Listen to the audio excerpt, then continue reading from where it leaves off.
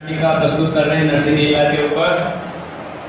जैसा कि महाराज कथा सुना रहे थे कल किस प्रकार से हिरण्यकश्यपु का जीवन था और आज उसका वध होने वाला है, तो पूरा जो है हम ड्रामा यहाँ पे प्रस्तुत करने जा रहे हैं। एक समय की बात है, तब जय विजय को श्राप मिला 4 कुमारों के द्वारा। तो जय विजय ने हिरण्याक्ष और हिरण्यकश्यपु के रूप में जन्म लिया और उसके बाद हिरण्याक्ष जो कि पृथ्वी को चुरा करके कारण सागर के तल में छिपा दिया था। पृथ्वी का उद्धार करने के लिए भगवान विष्णु ने वराह देव के रूप में अवतार लेकर के माता पृथ्वी का उद्धार किया और इस दौरान उन्होंने हिरण्याक्ष का वध भी किया। हिरण्याक्ष के वध से हिरण्यकश्यपु अत्यंत ही क्रुद्ध था। वह किसी प्रकार से हिरण्याक्ष का वध करना चाहता था और भगवान विष्णु से प्रतिशोध लेना चाहता था। तो हम देखते हैं कि किस प्रकार से हिरण्यकश्यपु भगवान विष्णु से प्रतिशोध लेने के लिए कार्य कर रहा है। हरे कृष्णा। हिरण्यकश्यपु प्रकट हो।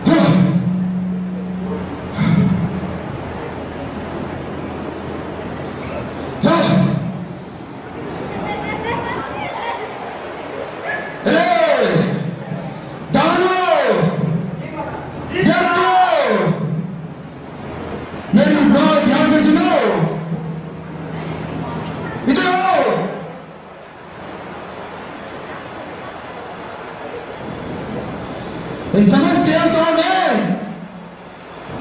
विष्णु की सहायता से मेरे प्रिय भ्राता हिरण्याक्ष का वध किया है।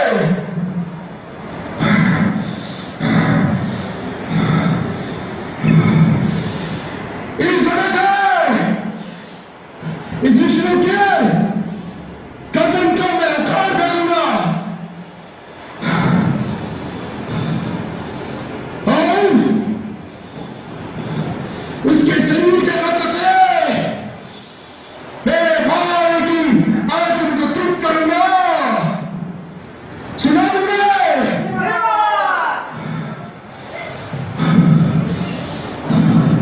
सुनो, इस विष्णु की सहायता के लिए जिस शक्ति को प्रदान होती है समस्त ब्राह्मणों को, गौरवों को और ब्राह्मण संस्कृति को विनाश कर दो।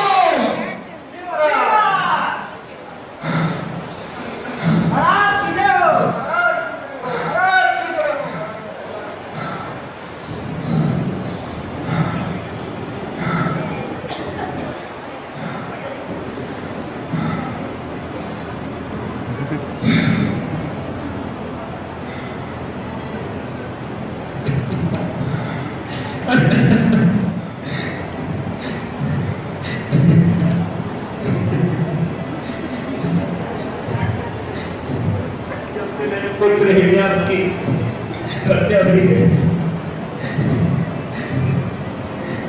इन बच्चों का क्या होता?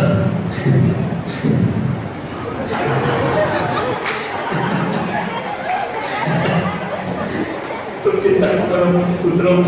हे माते, आपके पुत्र का प्रणाम स्वीकार कीजिए। किसे प्रणाम कर रहे हो? हिरण्याक्ष ने मुझे प्रणाम किया करता था, क्या हुआ? मेरा आशीर्वाद वो मर गया। तो ने मेरे पुत्र को मार दिया।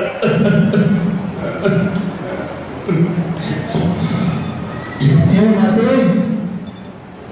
हे मेरे भतीजों, ये शोक उत्तम नहीं है। ये शोकाकुल स्थिति उत्तम नहीं है। सुना?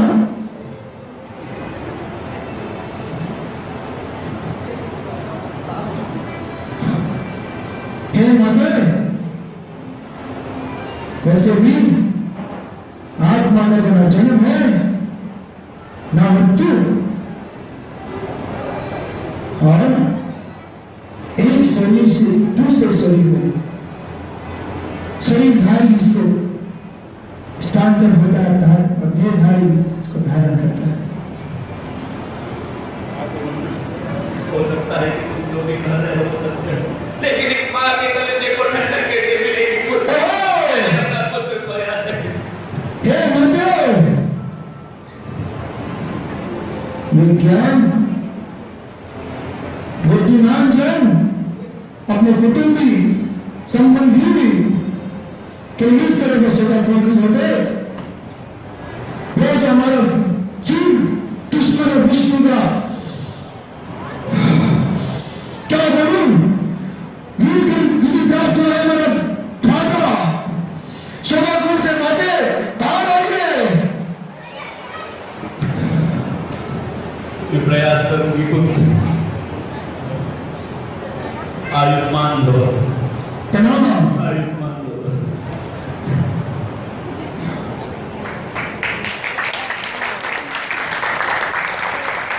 प्रकार से दीदी को और अपने भाई हिरण्याक्ष के पुत्रों को और उसकी पत्नी को आत्मज्ञान देने के बाद हिरण्यकश्यप को भगवान विष्णु से प्रतिशोध की ज्वाला में दिन प्रतिदिन जलता रहा और प्रतिशोध लेने के लिए वो शक्तिशाली बनना चाहता था। शक्तिशाली बनने की इच्छा से वह मंदराचल पर्वत पर जाता है।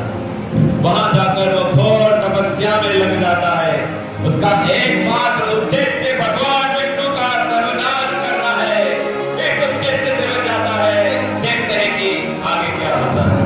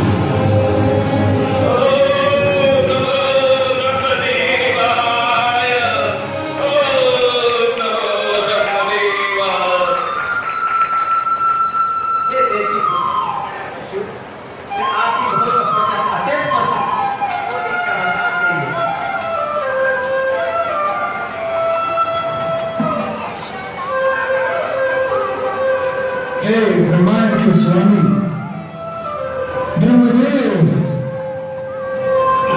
कश्यप से प्रणाम स्वीकार कीजिए।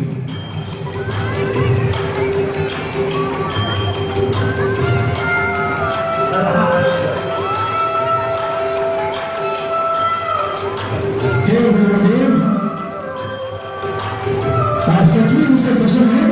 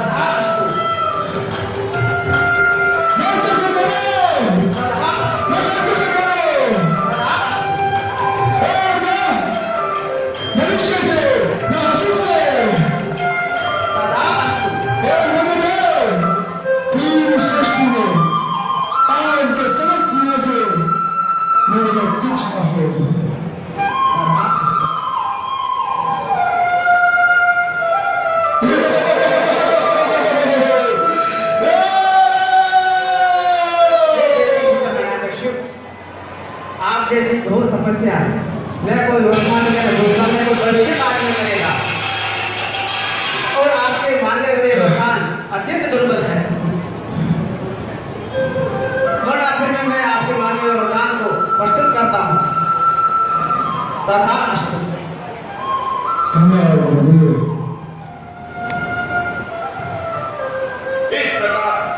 इस प्रकार ब्रह्मा जी से वरदान प्राप्त करने के बाद हिरण्यकश्यप ने ऊर्ध्व लोकों से लेकर निम्न लोकों तक सभी 14 लोकों को सताना प्रारंभ कर दिया। उसके आतंक से 14 भुवन के सारे जीव थर-थर कांपने लगे और ये आतंक से परेशान हो गए।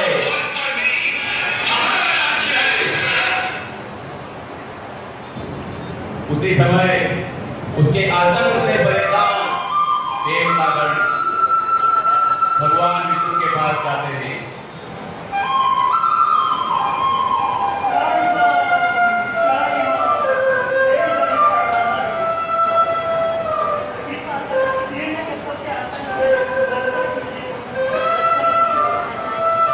हे इंद्र, हमें हिरण्यकश्यप की दुष्टता का याद है।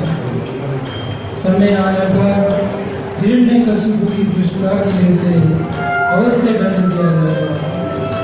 जब वह हमारे महान भक्त परम भक्त प्रहलाद महाराज पर अत्याचार करेगा तब हम स्वयं प्रकट होंगे और उसको दंड देंगे।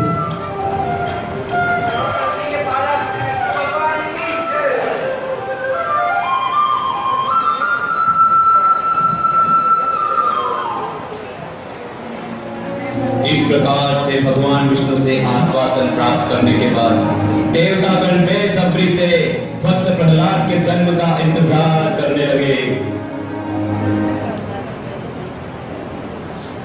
इस प्रकार प्रहलाद महाराज जन्म लेने के पश्चात जब कुमार अवस्था में प्रवेश करते हैं तो शुक्राचार्य के गुरुकुल में शिक्षा अर्जित करने के लिए जाते हैं और वहां पे उनके जो शिक्षक हैं सन और अमर जो उन्हें सभी प्रकार का ज्ञान प्रदान कर रहे हैं।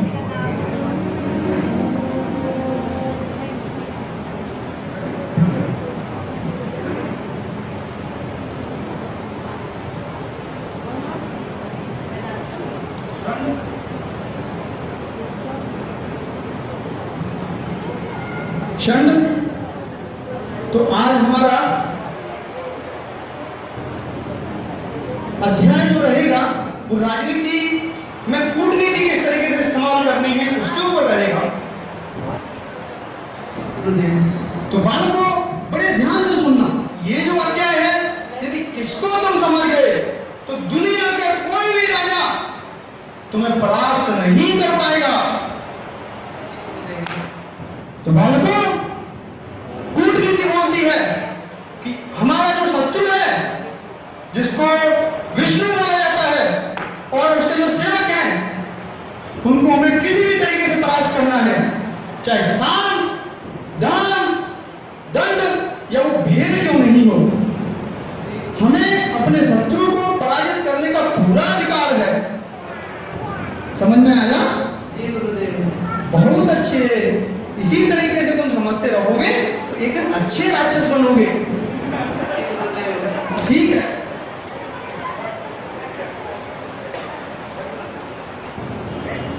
सुषंड,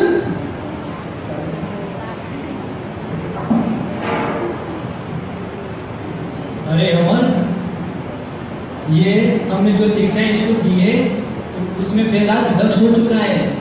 अब हमें इसको महाराज के पास लेकर चलना चाहिए। सही कह रहे हो। हमें भी कदाचित यही लगता है। हाँ। ये जो बालक है बहुत तेज है। असुरों का बालक होने के बाद इतना तेज है। हमने इसको राजनीति, समाजशास्त्र, न्यायशास्त्र सब कुछ सिखा दिया और इतने कम समय में हमारे गुरुदेव परम गुरुदेव हमारा बड़ा सौभाग्य है। तो क्या सोचते हो? चले चले? बहुत धन देंगे महाराज। इतना पढ़ाया लिखा इसीलिए तो मैं कह रहा हूँ इस महाराज के पास लेकर चलेंगे तो महाराज हमें मालामाल कर देंगे। अरे जीवन बन जाएगा तुम्हारा। अरे मजा आ जाएगा, मजा। खूब खाएंगे, खूब सोएंगे। चलो हम तो ब्राह्मण का काम ही यही है, खाना पीना। चलो अमर, चलो आज हम तुम्हें तुम्हारे पिता के पास ले चलते हैं।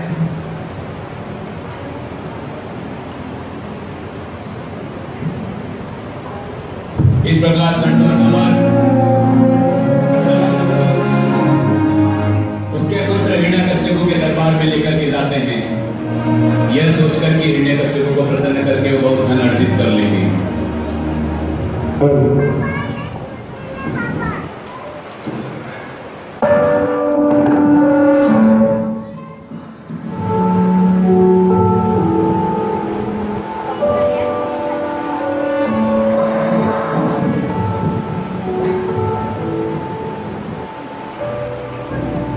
भगवान हिरण्यकश्यप की जय हो। महाराज हिरण्यकश्यप की जय हो। प्रहलाद, प्रणाम काका श्री। ऐसा प्रणाम तो आज तक किसी ने नहीं किया। प्रणाम काका श्री। अरे बच्चों ने नहीं किया ऐसा प्रणाम तो। प्रणाम मधुराज। हे प्रहलाद, हे मेरे पुत्र, तुम जैसा अद्भुत पुत्र पूरे संसार में नहीं। आओ पुत्र, मेरी गोद में बैठो। बहुत दिन हुए तुमने। पुत्र, एक बात बताओ। हाँ मधुराज।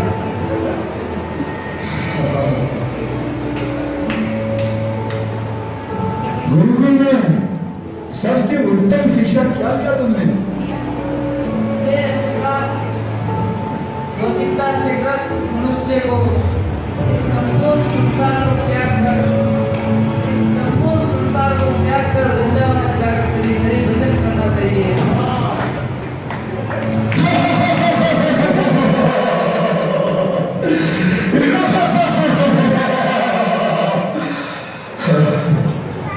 पुत्र,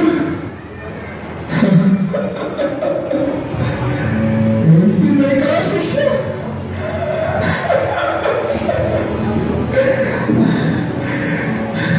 हिरण्यकश्यप का पुत्र क्या बोलता है?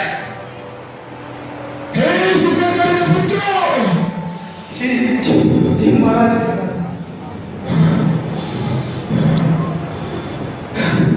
इस बालक की बुद्धि ऐसी बेकार नहीं।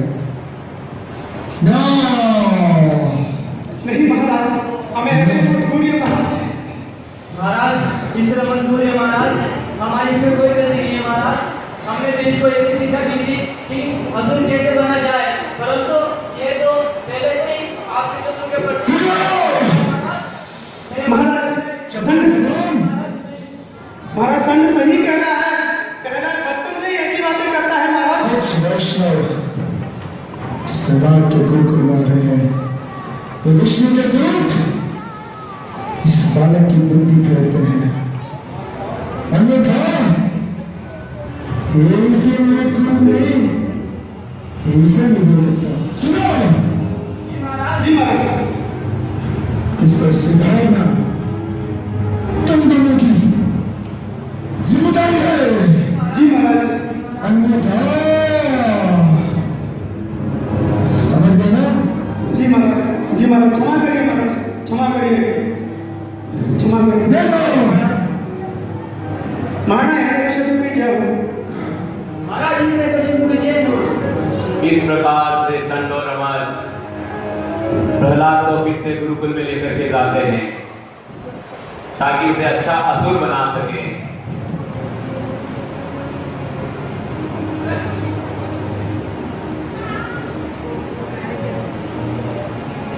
अरे अमर, इसने तो भी मारा होगा। महाराज तो अपनी गर्दन धड़ से अलग कर देते। मुझे भी बहुत डर लग रहा था, मुझे बहुत डर लग रहा था। इसके ऊपर हमें विशेष ध्यान देना पड़ेगा। लगता है हमें और सुरक्षा कर्मी तैनात करने पड़ेंगे। हाँ अमर, बहुत ही जरूरी है इसकी सुरक्षा कर्मी लगाने की। तो इसका तो पता नहीं, लेकिन हमारा तो अच्छा तो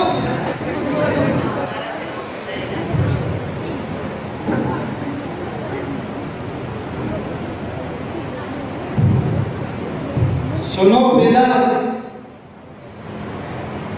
हमने आपको जो शुरुआत में अटेंशन सिखाया था उसको अच्छे से याद करो और उसके बारे में चिंतन करो और उसका पालन करो।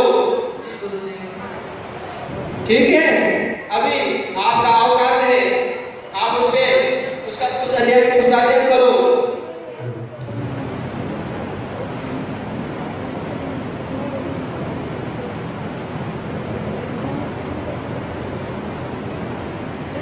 तो बालकों, जो तुम्हें बताया था वो तुमने याद किया?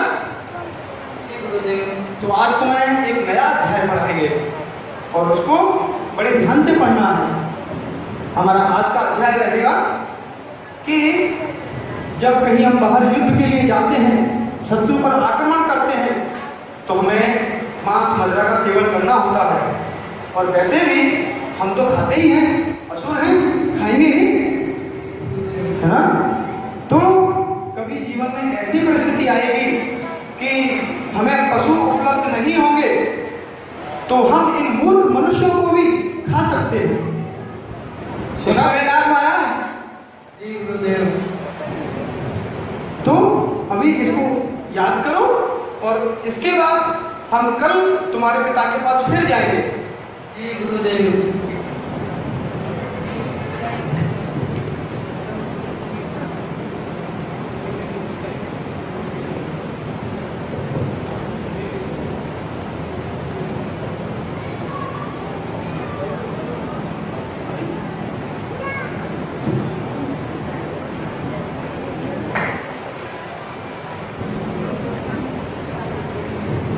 चलो प्रहलाद, खेलने को चलते हैं। नहीं मित्रों, हमें ऐसे समय बर्बाद नहीं करना चाहिए।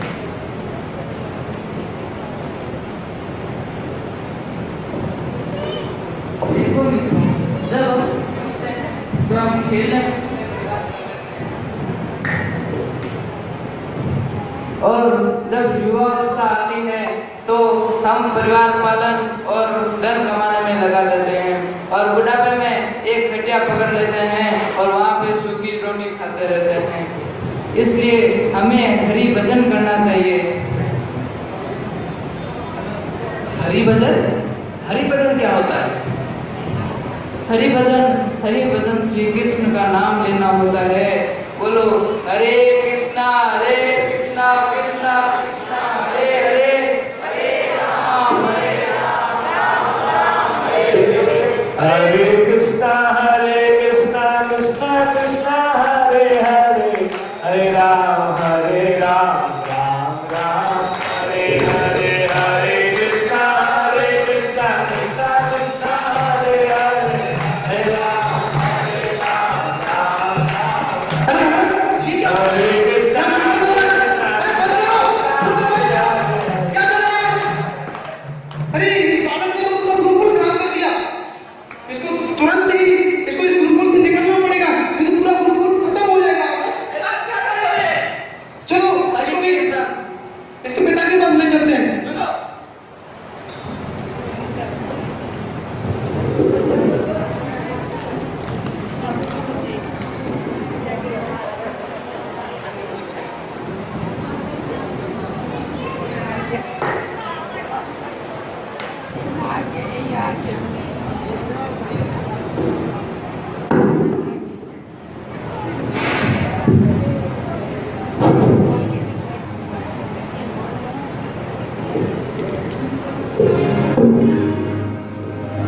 महाराज हिरण्यकश्यप की जय हो।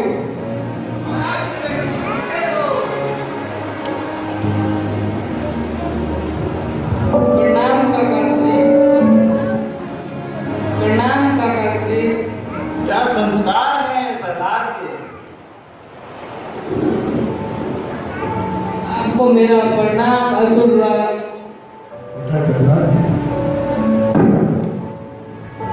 मुझे तुम्हारे आने की सूचना भूल गई थी। बैठो पुत्र। ठीक है तुम्हारा स्वास्थ्य? हाँ असुरराज। पुत्र बहुत दिनों बाद आ रहे हो।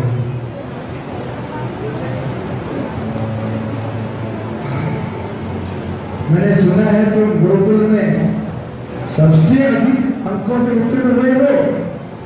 हाँ असुरराज। बहुत अच्छा। हाँ ठीक है। तो बताओ मुझे, जो तुम्हारे गुरुकुल में तुम्हारे गुरु ने शिक्षा दी है, उसमें सर्वश्रेष्ठ उत्तम शिक्षा बताओ।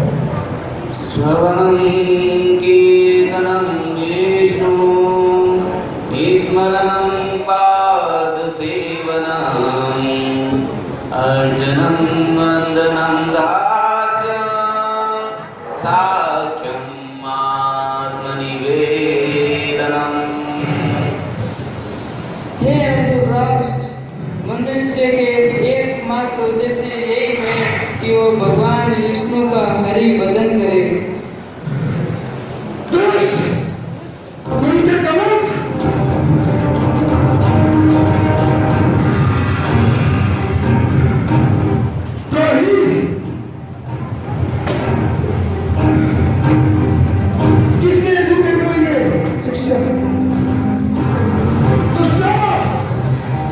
विष्णु के तुम सहायक बन गए। महाराज, इस तरह हम जैसे ब्राह्मणों के प्रति अपराध ना करें महाराज। आपके पुत्र तो आपके शत्रु के प्रति अत्यंत भक्ति रखता है और इसको तो कृष्ण के प्रति ग्रहण हो चुका है। महाराज इसमें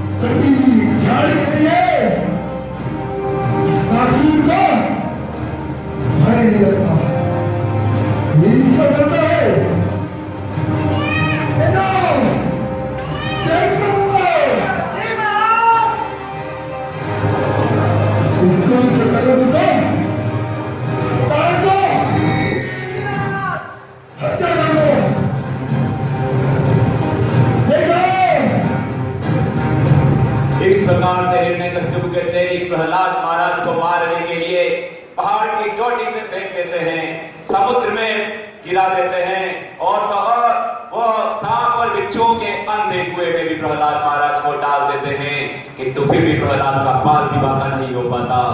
उसे जहर देकर भी मारने का प्रयास किया जाता है, यहाँ तक कि ब्रह्मा से वरदान प्राप्त होलिका की आग भी प्रहलाद को जला नहीं पाती।